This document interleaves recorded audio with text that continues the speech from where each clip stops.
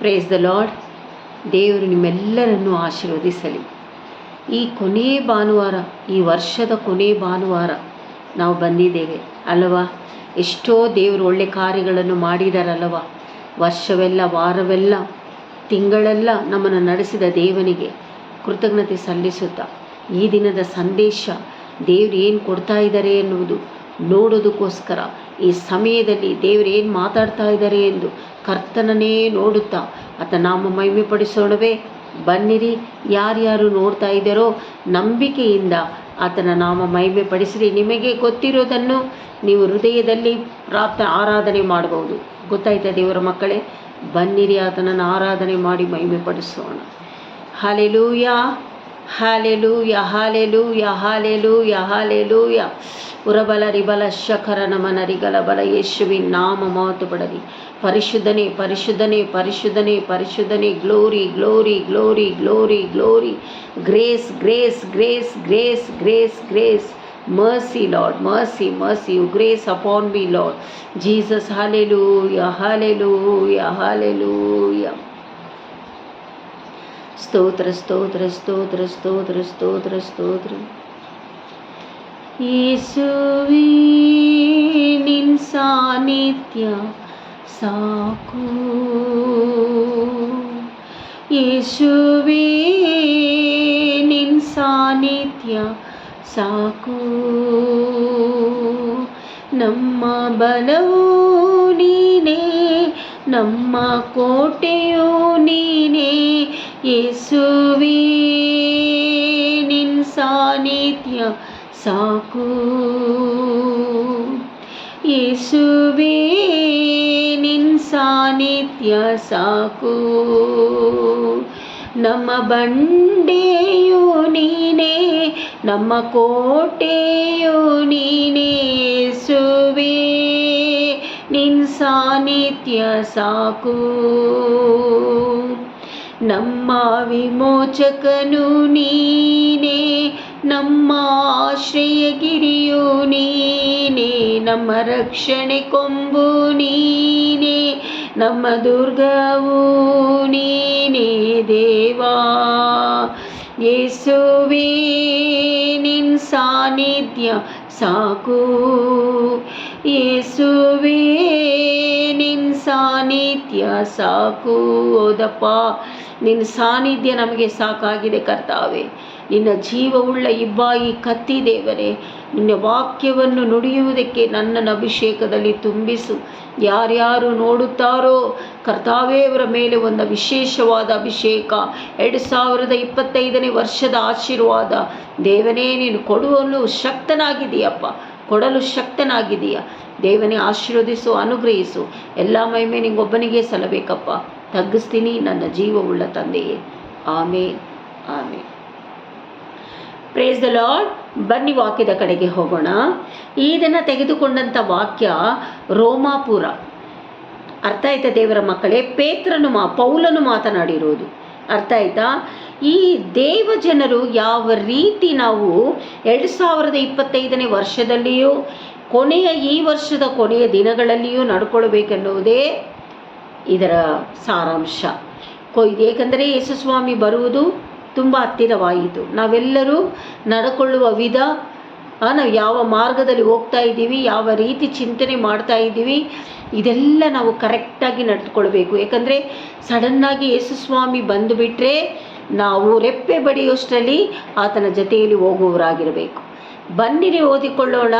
ರೋಮಾಪುರ 12:1-21, ಅದರಲ್ಲಿ 1-2 ಓದಿಕೊಳ್ಳೋಣ. ಬರೆದಿಟ್ಕೊಳ್ಳಿ. ರೋಮಾಪುರ 12:1-2 ಓದಿಕೊಳ್ಳೋಣ. ನೋಡಿ, 1-2ರಲ್ಲಿ ಏನು ಮಾತಾಡ್ತಾ ಇದ್ದಾರೆ ಅಂದರೆ, ನೀವು ನಿಮ್ಮ ನಿಮ್ಮ ದೇಹಗಳನ್ನು ದೇವರಿಗೆ ಮೀಸಲಾಗಿಯೂ ಮೆಚ್ಚುಗೆಯಾಗಿಯೂ ಇರುವ ಸಜೀವ ಯಜ್ಞವಾಗಿ ಅರ್ಪಿಸಿರಿ. ಇದೇ ನಿಮ್ಮ ವಿವೇಕಪೂರ್ವಕವಾದ ಆರಾಧನೆ. ನೋಡಿ, ನಾವು ಆರಾಧನೆ ಮಾಡುವುದುಂಟು. ಈಗ ತಾನೇ ನಾವು ಕರ್ತನ ನಾಮ ಮಹಿಮೆ ಪಡಿಸಿದೆವು. ಯಾವ ರೀತಿಯಲ್ಲಿ ನಾವು ನಮ್ಮ ದೇಹಗಳನ್ನು ದೇವರಿಗೆ ಮೆಚ್ಚುಗೆಯಾಗಿ ಆರಾಧನೆ ಮಾಡ್ತಾ ಇದ್ದೀವಿ ನಾವು ಪರಿಶೋಧನೆ ಮಾಡಬೇಕು. ದೇವರು ಕಾಣುವವನಾಗಿದ್ದಾನೆ, ದೇವರು ನಮ್ಮ ಜೊತೆಯಲ್ಲಿದ್ದಾನೆ, ದೇವರ ಆಲಯವ ನಾವಾಗಿದ್ದೇವೆ. ಹಾಗಾದರೆ ನಮ್ಮ ಆರಾಧನೆ, ನಾವು ಆಲಯವಾಗಿರುವಾಗ ನಮ್ಮೊಳಗೆ ಇರುವ ದೇವರು ಮಹಿಮೆ ಹೊಂದಬೇಕು. ಪರಲೋಕದಲ್ಲಿಯೂ ಇರುವ ದೇವನಾಗಿದ್ದಾರೆ, ನಮ್ಮಲ್ಲಿಯೂ ಇರುವ ದೇವರಾಗಿದ್ದಾರೆ. ಅರ್ಥ ಆಯ್ತಾ ದೇವರ ಮಕ್ಕಳೇ? ಕರ್ತನನ್ನು ನೀವು ಅರ್ಥ ಮಾಡಿಕೊಳ್ಬೇಕು.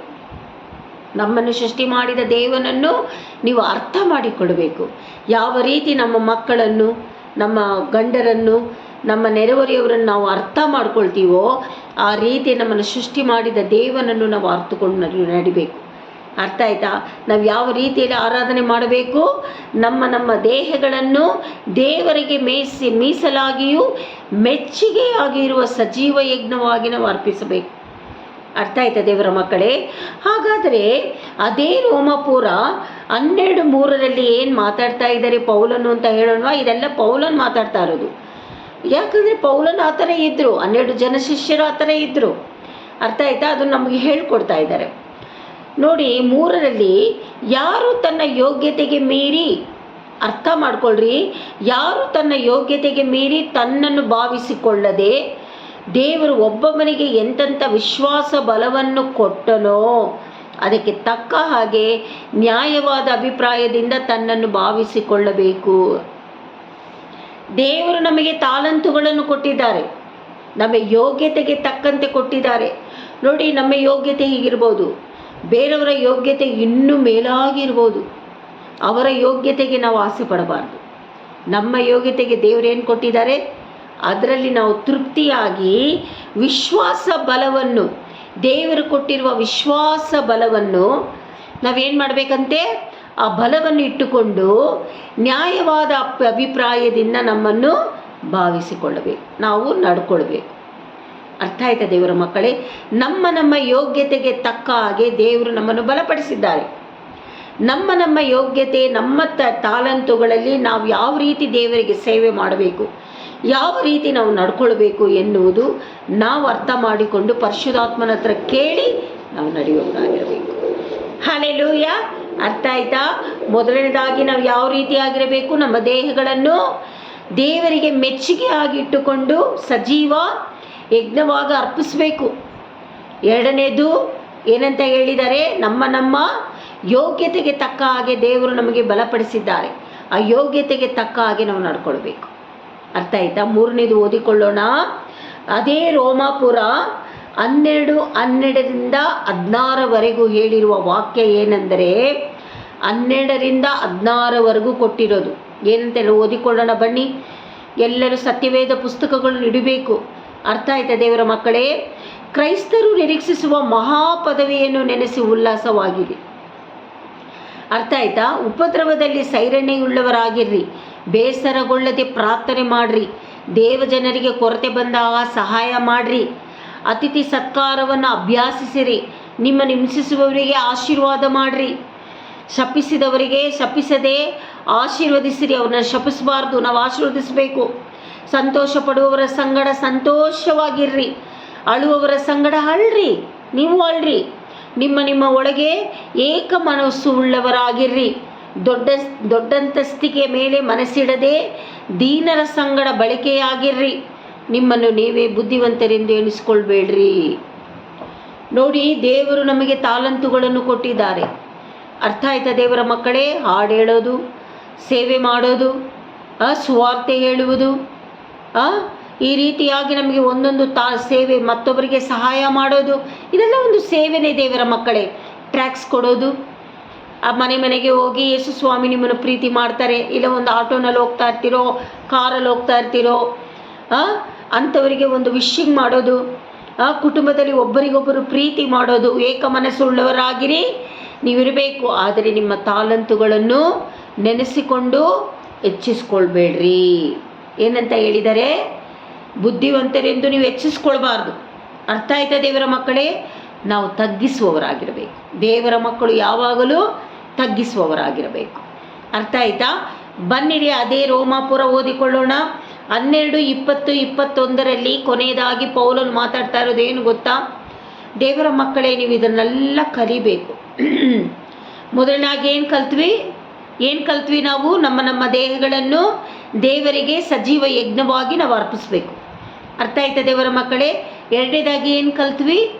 ನಮ್ಮ ಯೋಗ್ಯತೆಗೆ ಮೀರಿ ಯಾವ ರೀತಿ ನಮ್ಮ ದೇವರು ಆತನ ಬಲವನ್ನು ಕೊಟ್ಟಿದ್ದಾರೋ ಆ ಬಲದಿಂದ ನಾವು ನಡ್ಕೊಳ್ಬೇಕು. ಮೂರನೇದಾಗಿ ಇಲ್ಲಿ ಪೇತ್ರನು ಏನು ಹೇಳ್ತಾ ಇದ್ದಾರೆ? ಕ್ರೈಸ್ತರು ನಿರೀಕ್ಷಿಸುವ ಮಹಾ ಪದವಿಯಾಗೆ ನಡ್ಕೊಂಡು ದೇವ ಜನರಿಗೆ ಕೊರತೆಯಾಗಿ ಅವರು ಅಳುವಾಗ ಅಳಬೇಕು, ನಗುವಾಗ ನಗಬೇಕು, ಕಷ್ಟದಲ್ಲಿರುವಾಗ ಸಹಾಯ ಮಾಡಬೇಕು, ನಮಗೆ ಕೊಟ್ಟಿರುವ ತಾಲಂತುಗಳನ್ನು ಹೆಚ್ಚಿಸ್ಕೊಂಡು ನನಗೆಲ್ಲ ಗೊತ್ತು ಅಂತ ಹೆಚ್ಚಿಸ್ಕೊಳ್ಬಾರ್ದು ಅಂತ ಇಲ್ಲಿ ಪೌಲನು ಹೇಳ್ತಾ ಇರೋದು. ಯಾಕಂದರೆ ಇದೆಲ್ಲ ಯೇಸು ಸ್ವಾಮಿ ಹತ್ರ ಇರಲಿಲ್ಲ. ನಾನೇ ಅಂತ ಸ್ವಭಾವ ಆತನ ಕರದಲ್ಲಿ ಇರಲಿಲ್ಲ. ಅರ್ಥ ಆಯ್ತಾ ದೇವರ ಮಕ್ಕಳೇ? ಅದಕ್ಕೆ ಪೌಲನು ಹೇಳ್ತಾ ಇರೋದು ನಾವು ಕಲಿಬೇಕು. ಅರ್ಥ ಆಯ್ತಾ? ಕೊನೆಯದಾಗಿ ಅದೇ ರೋಮಾಪುರ ಕೆಳಗಿನ ಅಧ್ಯಾಯ 20-21 ಓದಿಕೊಳ್ಳೋಣ. 12-20-21 ಓದಿಕೊಳ್ಳೋಣ. ನಿನ್ನ ವೈರಿ ಹಸಿದಿದ್ದರೆ ಅವನಿಗೆ ಊಟಕ್ಕೆ ಬಡಿಸು. ನೋಡಿ, ನಿಮ್ಮ ಮೇಲೆ ಹಾಗೆ ಮಾಡುವವರು, ಕೋಪಿಸಿಕೊಳ್ಳುವವರು, ವೈರಾಗ್ಯದಿಂದ ನೋಡುವರು, ಅಯ್ಯೋ ಇವನ ಅಂತ ಹೇಳುವವರು, ಅಂಥವರು ಬಾಯಾರಿ ಹಸಿದಿದ್ದರೆ ಅವರಿಗೆ ಊಟಕ್ಕೆ ಬಡಿಸು, ಊಟಕ್ಕೆ ಕೊಡು, ಊಟ ಕೊಡು. ಬಾಯಾರಿದ್ದರೆ ಕುಡಿಯೋಕ್ಕೆ ನೀರು ಕೊಡು. ಹೀಗೆ ಮಾಡೋದ್ರಿಂದ ಅವನ ತಲೆಯ ಮೇಲೆ ಕೆಂಡಗಳನ್ನು ಕೂಡಿಸಿಟ್ಟಾಗುವುದು. ನೀನು ಆ ಥರ ಮಾಡೋದ್ರಿಂದ ನಾನು ಇಷ್ಟು ಹಾಗೆ ಮಾಡ್ತೀನಲ್ಲ ಇವನ ಮೇಲೆ ಆದರೂ ಇವನು ಈ ರೀತಿ ಮಾಡ್ತಾ ಇದ್ದಾನಲ್ಲ ಅಂತ ಅವನು ಉರಿಯುತ್ತೆ. ಅದಕ್ಕೆ ಇಲ್ಲಿ ಪೌಲನು ಹೇಳ್ತಾ ಇರೋದು ಅವನ ಮೇಲೆ ಬೆಂಕಿ ಕೆಂಡ ಸುರಿಯೋ ಥರ ಆಗುತ್ತೆ ಅಂತ. ಅರ್ಥ ಆಯ್ತಾ ದೇವರ ಮಕ್ಕಳೇ? ಹಾಗಾದರೆ ನೋಡಿ, ಇಲ್ಲಿ ಹೇಳಿರುವುದು ಕೆಟ್ಟತನಕ್ಕೆ ಸೋತು ಹೋಗೋದೆ. ಕೆಟ್ಟದಕ್ಕೆಲ್ಲ ಅವ್ರು ಕೆಟ್ಟದ್ದು ಮಾಡ್ತಾರೆ, ನಮ್ಮನ್ನು ನೋಡೋರು ನಾಚಿಕೆ ಪಡೋಂಗೆ ಮಾಡ್ತಾರೆ, ನಮ್ಮನ್ನು ನೋಡಿದ್ರೆ ಹಾಗೆ ಮಾಡ್ತಾರೆ, ಅಸಹ್ಯ ಪಡ್ತಾರೆ, ಅಯ್ಯೋ ಇವನ ಅಂತಾರೆ. ಇವ್ರಿಗೇನೂ ಇಲ್ಲ, ಹೆಂಗಿದ್ದಾಳೆ ನೋಡು, ಹಂಗಿದ್ದಾಳೆ ನೋಡು, ಹಂಗೆಲ್ಲ ಮಾತಾಡೋರು ಇದ್ದಾರೆ ಈ ಪ್ರಪಂಚದಲ್ಲಿ. ಅರ್ಥ ಆಯ್ತದೆ? ಕುಟುಂಬಸ್ಥರಲ್ಲಿಯೂ ಇದ್ದಾರೆ, ಉದ್ಯೋಗ ಸ್ಥಳದಲ್ಲಿ ಇದ್ದಾರೆ, ಸಭೆಗಳಲ್ಲಿ ಇದ್ದಾರೆ ದೇವರ ಮಕ್ಕಳೇ. ಅರ್ಥ ಆಯ್ತಾ? ಅಂಥವರಿಗೆ ನೀನು ಏನು ಮಾಡಬೇಕು? ಸೋತೋಗ್ಬಾರ್ದು ಅವ್ರ ಮುಂದೆ. ನೀನು ಒಳ್ಳೆತನದಿಂದ ಕೆಟ್ಟತನವನ್ನು ಸೋಲಿಸು. ಏನು ಒಳ್ಳೆತನದಿಂದ ಕೆಟ್ಟತನವನ್ನು ಸೋಲಿಸಬೇಕು? ಅವರ ಗುಣಗಳು ನಿನ್ನ ಹತ್ರ ಇರಬಾರ್ದು. ಕೋಪ ಪಡ್ತಾರಾ? ನಿನ್ನಲ್ಲಿ ಆ ಗುಣ ಇರಬಾರ್ದು. ನಿನ್ನನ್ನು ನೋಡಿ ಅಸಹ್ಯ ಪಡ್ತಾರಾ? ಆ ಗುಣ ನಿನ್ನ ಹತ್ರ ಇರಬಾರ್ದು. ನಾನು ಎಂದು ತೋರಿಸ್ಕೊಳ್ತಾರ? ಆ ಗುಣ ನಿನ್ನ ಹತ್ರ ಇರಬಾರ್ದು. ಹಾಗಾದರೆ ನೀನು ಕೊಡುವವನಾಗಿರಬೇಕು. ಅವರು ಅಳುವಾಗ ನೀನು ಅಳಬೇಕು, ನಗುವಾಗ ನೀನು ನಗಬೇಕು. ಅವರಿಗೆ ಮಾರ್ಗವನ್ನು ತೋರಿಸ್ಬೇಕು. ಯೇಸು ಸ್ವಾಮಿ ಎಂಥವರು ಎನ್ನುವುದು ಹೇಳಬೇಕು. ಅರ್ಥ ಆಯ್ತಾ ದೇವರ ಮಕ್ಕಳೇ? ದೇವರು ಇಷ್ಟಪಡೋದು ಹಾಗೇನೆ. ನೀನು ಎಷ್ಟು ತಗ್ಗಿಸ್ತೀಯೋ ಅಷ್ಟು ನಿನ್ನನ್ನು ದೇವರ ಮೇಲೆ ಕೆತ್ತಲು ಸಾಧ್ಯನಾಗಿದ್ದಾನೆ. ಅರ್ಥ ಆಯ್ತಾ? ಎಲ್ಲ ಸಮಯದಲ್ಲಿಯೂ ನೀನು ಸೋತು ಹೋಗದೆ, ಎಲ್ಲ ಸಮಯದಲ್ಲಿಯೂ ಎಲ್ಲ ದಿನಗಳಲ್ಲಿಯೂ, ವರ್ಷಗಳಲ್ಲಿಯೂ, ವಾರಗಳಲ್ಲಿಯೂ, ತಿಂಗಳಲ್ಲಿಯೂ ನೀನು ಈ ವರ್ಷವೆಲ್ಲ ಏನೇನು ಸೋತು ಹೋಗಿದ್ದೀಯಾ, ನೀನು ಏನೇನು ಒಳ್ಳೆತನ ಮಾಡಿದ್ದೀಯಾ, ಅರ್ಥ ಆಯ್ತಾ? ಕೆಟ್ಟವರ ಮುಂದೆ ನೀನು ಸೋತು ಹೋಗದೆ ಒಳ್ಳೆತನ ನೀನು ಮಾಡಿರುವುದಾದರೆ ನಿನಗೆ 2025ನೇ ವರ್ಷ ಅಲ್ಲ, ಈ ದಿನವೇ ನಿನಗೆ ಅದ್ಭುತ ಮಾಡಲು ದೇವರು ಸಾಧ್ಯ. ಅರ್ಥ ಆಯ್ತಾ ದೇವರ ಮಕ್ಕಳೇ? ನಾವು ತಗ್ಗಿಸುವವರಾಗಿರಬೇಕು. ನಾನು ಎನ್ನುವ ಅಹಂಭಾವ ನಮಗಿರಬಾರದು. ಏಕೆಂದರೆ ಯೇಸು ಸ್ವಾಮಿಯ ಸ್ವಭಾವವನ್ನು ನಾವು ಅರಿತು ಆತನ ಮಕ್ಕಳಾಗಿ ನಾವು ನಡ್ಕೊಳ್ಬೇಕು. ಇಲ್ಲಿ ಯಾವ ರೀತಿ ನಮ್ಮ ತಂದೆ ತಾಯಿಗೆ, ನಮ್ಮ ಮಕ್ಕಳಿಗೆ, ಎಲ್ಲರಿಗೂ ನಾವು ಒಳ್ಳೆಯದಾಗಿ ನಡ್ಕೊಳ್ತೀವೋ ಅದೇ ರೀತಿ ನಾವು ಒಳ್ಳೆಯದಾಗಿ ನಡ್ಕೊಳ್ಬೇಕು. ಅರ್ಥ ಆಯ್ತಾ ದೇವರ ಮಕ್ಕಳೇ? ನಮ್ಮನ್ನು ಈ ರೀತಿಯಾಗಿ ಇಟ್ಟಿದ್ದಾರಂದರೆ ಆರೋಗ್ಯ, ಆಯಸ್ಸು, ಬಲ, ನಮ್ಮ ಅವಶ್ಯಕತೆಗಳನ್ನು ಸಂಧಿಸುತ್ತಾ ಒಳ್ಳೆಯ ಉದ್ಯೋಗ, ಕುಟುಂಬ ಕೊಟ್ಟು ಕುಟುಂಬದ ಮಧ್ಯದಲ್ಲಿ ನಮ್ಮ ಮಾನ್ಯರಾಗಿ ನಿಲ್ಲಿಸಿದಾರಲ್ಲ ದೇವರು, ಅಂಥವರಿಗೆ ನಾವೇನು ಮಾಡ್ತಾ ಇದ್ದೀವಿ ದೇವರ ಮಕ್ಕಳು? ನಾವು ತಗ್ಗಿಸಿ ಆತನ ಸ್ವಭಾವದಲ್ಲಿ ನಡೆದು ಆತನು ಪೌಲನು ಹೇಳಿರುವ ಪ್ರಕಾರವಾಗಿ ನಾವು ನಡ್ಕೊಂಡ್ರೆ ದೇವರು ಸಂತೋಷ ಪಡ್ತಾರೆ. ದೇವರನ್ನು ಮಹಿಮೆ ಪಡಿಸುವುದೇ ಅಲ್ಲವಾ ನಮ್ಮನ್ನು ಸೃಷ್ಟಿ ಮಾಡಿರೋದು? ಇನ್ನೇನಕ್ಕೋಸ್ಕರ? ನಾವು ಮೆರೆಯೋಕ್ಕೋಸ್ಕರನ ಅಲ್ಲ ದೇವರ ಮಕ್ಕಳೇ. ನಮಗೇನು ಬೇಕು? ನಮಗೆ ಒಳ್ಳೆಯ ವಸ್ತ್ರಗಳು ಬೇಕಾ, ಒಳ್ಳೆ ಮನೆ ಬೇಕಾ, ಒಳ್ಳೆ ಉದ್ಯೋಗ ಬೇಕಾ? ದೇವರಿಗೆ ಗೊತ್ತಿದೆ, ನಾವು ಕೇಳೋದು ಬೇಡ. ಆತನಿಗೆ ಏನು ಕೊಡಬೇಕೆನ್ನುವುದು ಗೊತ್ತಿದೆ ದೇವರ ಮಕ್ಕಳೇ. ನನ್ನಲ್ಲಿ ನಿಮ್ಮಲ್ಲಿ ವೇದನೆ ಇದೆ, ತೋರಿಸಿಕೊಳ್ಳಬೇಡ, ಕರ್ತನ ನಾಮ ಮಹಿಮೆ ಪಡಿಸು, ಆತನಿಗೆ ಗೊತ್ತು, ಆತನ ಸಮಯದಲ್ಲಿ ನಮಗೆಲ್ಲ ಒಳ್ಳೆಯದು ಮಾಡಲು ಶಕ್ತನಾಗಿದ್ದಾನೆ. ಹಲ್ಲೆಲೂಯ. ನಂಬುವರೆಲ್ಲ ಕರಗಳನ್ನೆತ್ತಿ ಹಲ್ಲೆಲೂಯ ಮಾಡಿ. ದೇವರ ಮಕ್ಕಳೇ, ನಾವು ಇದನ್ನೆಲ್ಲ ಕಲಿಬೇಕು ಮಕ್ಕಳೇ, ದೇವರ ಮಕ್ಕಳೇ. ಅದೇ ನಾವು ಈ ಸತ್ಯವೇದ ವಾಕ್ಯ, ಜೀವವುಳ್ಳ ವಾಕ್ಯ ಇದು. ನಾನೀಗ ಮಾತಾಡ್ತಾ ಇರೋದು, ನೀವು ಕೇಳಿಸ್ಕೊಳ್ತಾ ಇರೋದು ಎಲ್ಲ ದೇವರು ಕಾಣುವವರಾಗಿದ್ದಾರೆ. ಅರ್ಥ ಆಯ್ತಾ? ಹಾಗಿರುವಾಗ ನಾವು ಯಾವ ರೀತಿ ಕಲಿತೀವಿ ಅಂತ ದೇವರು ಗಮನಿಸುವವರಾಗಿದ್ದಾರೆ. ಪರಿಶುದ್ಧಾತ್ಮ ನಮ್ಮ ಜೊತೆಯಲ್ಲಿದ್ದಾರಲ್ವ. ಅದಕ್ಕೆ ಅಲ್ವಾ ಯೇಸು ಸ್ವಾಮಿ ಹೇಳಿದ್ದು, ನಾನು ಹೋಗಿ ನನ್ನ ಆತ್ಮನನ್ನು ಕಳಿಸ್ಕೊಡ್ತೀನಿ, ಸಹಾಯಕನನ್ನು ಕಳಿಸ್ಕೊಡ್ತೀನಿ ಅಂತ. ಅರ್ಥ ಆಯ್ತಾ? ಆ ಸಹಾಯಕ ನಮ್ಮ ಜೊತೆಯಲ್ಲಿದ್ದಾರೆ. ಭಯಪಡಬೇಡ್ರಿ. ದೇವದೂತರು ಕಾವಲು ಕೊಟ್ಟಿದ್ದಾರೆ. 2025ನೇ ವರ್ಷಕ್ಕೆ ನಾವು ಕಾಲಿಡುವುದಕ್ಕಿಂತ ಮುಂಚೆ ವಾಕ್ಯಗಳ ಪ್ರಕಾರವಾಗಿ ದೇವರ ನಾಮ ಮಹಿಮೆ ಪಡಿಸಬೇಕು.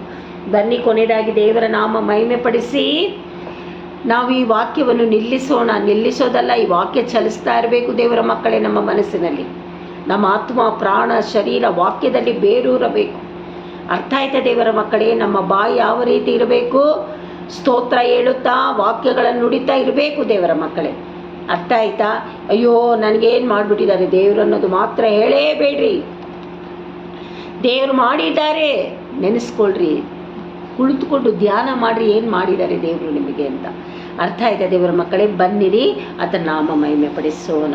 ಏಸಪ್ಪ, ಈ ವಾಕ್ಯಗಳ ಮೂಲಕವಾಗಿ ನೋಡುವವರಿಗೂ, ನನ್ನ ಕುಟುಂಬಕ್ಕೂ, ಅವರ ಕುಟುಂಬಗಳಿಗೂ ದೇವನೇ ನೀನು ಆಶೀರ್ವದಿಸಿದೀಯಪ್ಪ. ಅದಕ್ಕಾಗಿ ಸ್ತೋತ್ರ ದೇವನೇ. Thank you Jesus, thank you Lord, thank you Lord, thank you Lord, thank you for everything Jesus. You made everything new Lord. ಕರ್ತನೇ ಸ್ತೋತ್ರ, ಸ್ತೋತ್ರ, ಸ್ತೋತ್ರ, ಸ್ತೋತ್ರ, ಸ್ತೋತ್ರ. ಯೇಸುವೇ ಸ್ತೋತ್ರ, ಸ್ತೋತ್ರ, ಸ್ತೋತ್ರ, ಸ್ತೋತ್ರ, ಸ್ತೋತ್ರ, ಸ್ತೋತ್ರ, ಸ್ತೋತ್ರ, ಸ್ತೋತ್ರ ದೇವರೇ. ಕರ್ತಾದಿ ಕರ್ತನೇ ಸ್ತೋತ್ರ ಅಪ್ಪ, ಸ್ತೋತ್ರ, ಸ್ತೋತ್ರ, ಸ್ತೋತ್ರ.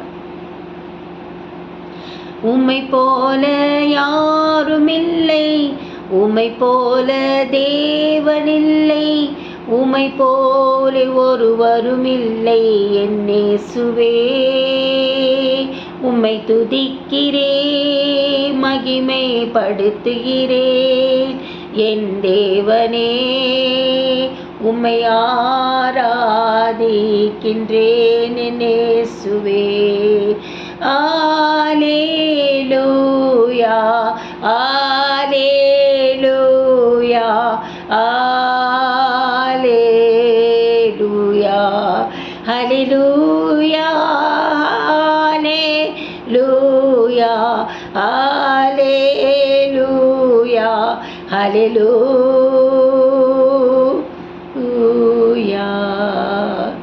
Thank you Jesus, thank you Lord, thank you lord.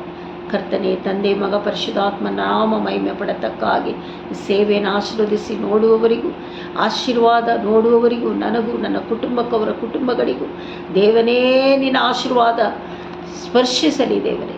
ನಾವು ಹೊಂದಿಕೊಳ್ಳುತ್ತೇವೆ ರಾಜ, ನಾವು ರಿಸೀವ್ ಮಾಡ್ಕೊಳ್ತಾ ಇದ್ದೀವಿ ನೀನು ಕೊಡುವ ಆಶೀರ್ವಾದ ದೇವರೇ. ಥ್ಯಾಂಕ್ ಯು ಏಸಪ್ಪ. ಎಲ್ಲ ಮಹಿಮೆ ನಿಂಗೊಬ್ಬನಿಗೆ ಸಲ್ಲಲಿ ನನ್ನ ಜೀವವುಳ್ಳ ತಂದೆಯೇ. ಆಮೇನ್, ಆಮೇನ್, ಆಮೇನ್.